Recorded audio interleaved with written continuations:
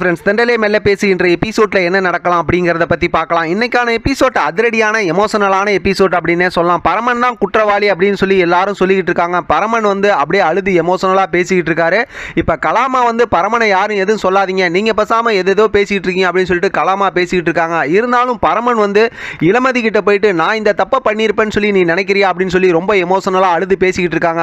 இளமதி பரமன் பேச பேச அழுதுகிட்டு இருக்காங்களே தவிர எதுவும் பேச மாட்டேங்கிறாங்க. ஒரு கட்டத்தில் பார்த்தோம் அப்படின்னா காந்திமதி நீ தான் கொலகாரன் அப்படிங்கிற மாதிரி சொல்லி ரொம்பவுமே எமோஷனலாக பேச ஆரம்பிக்கிறாங்க. இருந்தாலும் பரமன் பார்த்தோம் அப்படின்னா இளமதி கிட்ட தான் கேட்டுக்கிட்டு இருக்காங்க. இந்த பக்கத்துக்கு பார்த்தோம் அப்படின்னா குமரேசன், அதாவது பெருசு இருக்கார்ல, அவருமே பார்த்தோம்னா பரமன் தான் கொலகாரன் அப்படிங்கிற மாதிரி சொல்கிறாங்க.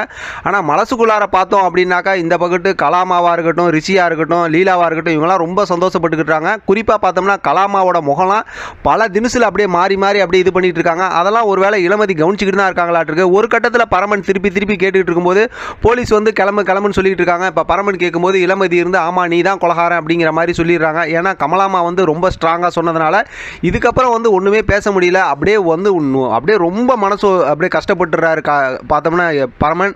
அதோட பார்த்தோம்னா கைது பண்ணி போலீஸ் கூட்டிகிட்டு போயிடுறாங்க. இப்போ இதுக்கப்புறம் சொல்ல வேணும், போலீஸ் ஸ்டேஷன் கூட்டிகிட்டு போனதுக்கப்புறம் பார்த்தோம்னா எல்லாருமே இந்த பக்கத்து போயிடுறாங்க அழுதுகிட்டே. போலீஸ் ஸ்டேஷன் கூப்பிட்டு போனதுக்கப்புறம் ரிஷி பேச்சு பேசுகிறாங்க. ஆனால் பரமன் எதுவுமே பேசாமல் இளமதி இந்த மாதிரி பேசிட்டாங்க, ரொம்ப மனசு கஷ்டத்தில் இருக்கேன், உங்கள்கிட்டலாம் நான் பேச தயாராக இல்லைன்னு சொல்லிடுறாங்க. அதுக்கப்புறம் பார்த்தோம் அப்படின்னாக்கா உள்ளுக்கு உள்ள ஜெயிலுக்குள்ளார போட சொல்லி அந்த செந்தில் கெட்ட போலீஸ் இருப்பாங்களா அவங்கள்ட்ட ரிஷி சொல்கிறாங்க. அந்த போட்டு உள்ளே போட்டுறாங்க.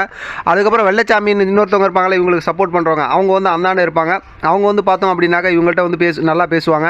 என்னாச்சு ஏது அப்படிங்கிற மாதிரிலாம் பேசி இது பண்ணிட்டு விசாரிச்சுட்டு இருப்பாங்க. பார்த்தா பரமன் அப்படியே ஜெயிலுக்குள்ளார இருப்பார், ரொம்பவுமே இதுப்பார். அதுக்கப்புறம் பார்த்தோம் அப்படின்னா கைப்பில் அவங்களாம் வந்துருவாங்க.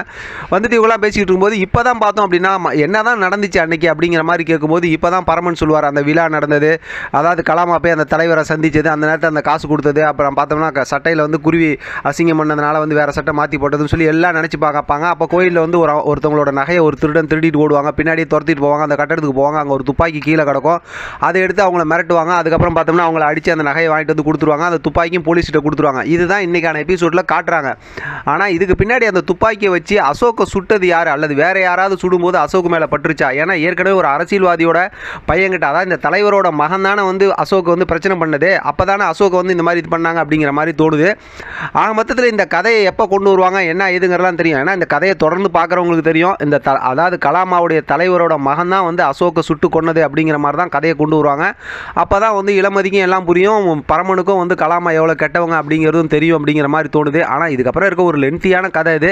அதை இப்போதைக்கு நம்ம ஷார்ட் அண்ட் ஸ்வீட்டாக சொன்னோம்னாலும் அது பெரிய ஒரு குழப்பத்தை தான் ஏற்படுத்தும். இப்போதைக்கு என்ன புரிஞ்சு வச்சிங்கன்னா, பழசெல்லாம் சொல்லியும் கைப்பிள்ளைக்கு எதுவும் புரியல, பரமனுக்கு எதுவும் புரியல, இதுக்கு பின்னாடி என்ன நடந்துச்சுன்னா ஒன்றுமே புரியல. அதுக்கப்புறம் பார்த்தோம் அப்படின்னாக்கா அந்த நல்ல போலீஸ் இருப்பாங்களா, அவங்க பார்த்தோம் அப்படின்னாக்கா இங்கேருந்து கிளம்புங்க அப்படிங்கிற மாதிரி சொல்லிடுறாங்க. அதனால் பார்த்தோம் அப்படின்னாக்கா அங்கேருந்து அவங்க இவங்க அப்படியே அங்கேருந்து அப்படியே கிளம்புறாங்க. அதான் கைப்பிள்ளை கிளம்பிடுறாரு. பரமன் அப்படியே ரொம்பவுமே யோசனையோடு நிற்கிறாரு. இந்த பக்கத்து பார்த்தோம் அப்படின்னாக்கா அவங்க பேசிட்டு அந்த நல்ல போலீஸ் பேசிட்டு தானே போகிறாங்க. அப்படியே பரமன் யோசிச்சுட்டு இருக்காரு நடந்த விஷயத்தெல்லாம். இங்கே வீட்டுக்கு வந்த இளமதியும் எல்லாத்தையும் யோசிச்சுட்டு இருக்காங்க. அதோடு இன்றைக்கான எபிசோட் சூப்பராக முடிச்சிருக்காங்க. பார்க்கலாம் அடுத்து என்ன நடக்குதுன்னு. இதை பற்றி உங்களோட கருத்து கமெண்ட் பாக்ஸ் தெரியப்படுத்துங்க. தொடர்ந்து ஆதரவு கொடுங்க. தேங்க்யூ ஃப்ரெண்ட், தேங்க்ஸ் ஃபார் வாட்சிங்.